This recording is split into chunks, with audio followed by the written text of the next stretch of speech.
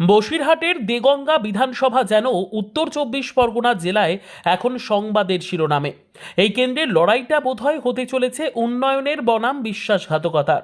তৃণমূল প্রার্থী এদিন প্রচারেই বুঝিয়ে দিলেন দেগঙ্গার মাটি মমতা বন্দ্যোপাধ্যায়ের দুর্জয় ঘাটে। দেগঙ্গার সোহাই শেতপুর পঞ্চায়েত এলাকায় তৃণমূল কংগ্রেসের পক্ষ থেকে বিশাল মিছিল যেন শক্তি প্রদর্শন করল। এই বিশাল জনজোয়ার থেকে তৃণমূল বিরোধীদের জন্য এক কড়া বার্তা ছড়িয়ে দিল। দেগঙ্গার ঘাসফুল শিবিরের প্রার্থী আনিসুর রহমান ওরফে বিদেশের সমর্থনে আছড়ে পড়া জনস্রোত যেন বুঝিয়ে দিল দলত্যাগী হয়ে প্রতিরোধ গড়েও কোনো লাভ হবে না। এদিন মিছিলে পা মিলিয়েছিলেন হাজার হাজার তৃণমূল কর্মী সমর্থক। বারাসাত সাংগঠনিক জেলা সভাপতি ডাক্তার কাকলি ঘোষ দস্তিদার থেকে শুরু করে মিনু দাস চক্রবর্তী বা লিঙ্কন মল্লিক জেলা নেতৃত্বের উপস্থিতিতে মিছিলটি সোহাই বাজারে পথসভায় মিলিত হতেই সেখানে তিল ধারণের জায়গা ছিল না। জনসভা থেকে দাবি করা হলো, লক্ষ্মীর ভাণ্ডার যদি সত্যি হয়, কন্যাশ্রী রূপশ্রী যদি বাস্তব হয়, তবে চতুর্থবারের জন্য মমতা বন্দ্যোপাধ্যায়ের নবান্ন দখলও ধ্রুব সত্য। সম্প্রতি দেগঙ্গার রাজনীতিতে মফিদুল হক সাহাজি ওরফে মিন্টু সাহাজি তৃণমূল ছেড়ে আইএসএফের প্রার্থী হয়েছেন। স্ট্রং প্রতিপক্ষ হিসেবে তাকে নিয়ে অনেকে স্বপ্ন দেখেছেন, কিন্তু প্রতিপক্ষকে মোটেই পাত্তা দিতে চান না তৃণমূল প্রার্থী আনিসুর রহমান বিদেশ। অত্যন্ত আত্মবিশ্বাসের সাথে তিনি স্পষ্ট করে দেন, তৃণমূল কর্মীরা কোনো ব্যক্তির মোহে আবদ্ধ নয়।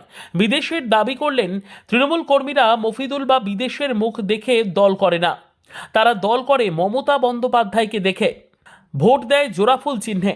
আসলে তিনি এই মন্তব্য করে বোঝাতে চাইলেন যে আইএসএফের প্রার্থী দেগঙ্গায় কোনো ফ্যাক্টরি নয়।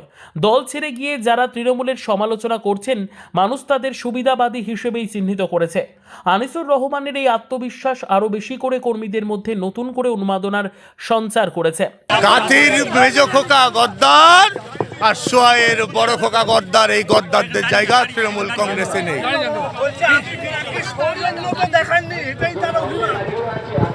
এ তো ছেলে মানুষের মতো কথা হয়ে গেল। তুমি আমায় চকলেট দাওনি, ওই জন্য আমি তোমার সঙ্গে কথা বলবো না। মমতা বন্দ্যোপাধ্যায়ের এই দল কারো পৈতৃক সম্পত্তি না। আমরা যারা মনে করছি এ দল আমার পৈতৃক সম্পত্তি, মূর্খের স্বর্গে বাস করছি। পিছন থেকে জোড়া ফুলের প্রতীক আর মমতা বন্দ্যোপাধ্যায়ের ছবি যদি সরে যায়, শুধু জামা কাপড়টুকু থাকবে আর কিছু থাকবে না। এটা আমাদের সকলে জেনে রাখা দরকার। বক্তব্যের মধ্যে একের পর এক স্বজন পোষণের অভিযোগ তুলছিলেন, সেগুলো কি কি রয়েছে আপনার কাছে? একগুচ্ছ অধিকারী পরিবারে ছাড়িয়ে গেছে। 8খানা পোস্ট হোল্ড করছে একটা ফ্যামিলি।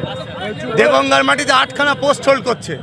আজকের পর থেকে এই সোহাইয়ের মাটিতে যা হবে, সোহাইয়ের আপামর জনসাধারণ হবে, কোনো পরিবারের জন্য কিছু হবে না।